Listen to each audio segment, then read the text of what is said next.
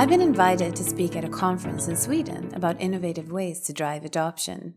For days, I've been gathering my ideas in OneNote, but now it's time to create a proper outline that I can share with my co-presenters, Cecilia and Göran. I open a PowerPoint and select a blank presentation. I click View and then Outline View. I open OneNote, click View, and then Dock to Desktop.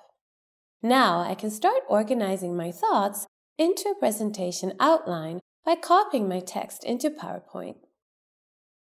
To go back to the main view, I click Normal. I want to add a comment to Cecilia regarding her content. To add a comment to a slide, click the speech bubble up in the right corner and click New. Or, as always, if you don't know where something is, just type what you want to do and tell me. I'll move the comment to the right of the slide and enter my comment.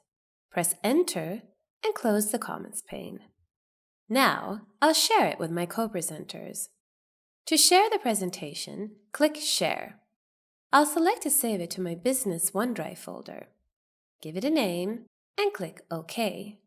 The document is saved to the cloud, where we will all be able to work on the presentation together in real time.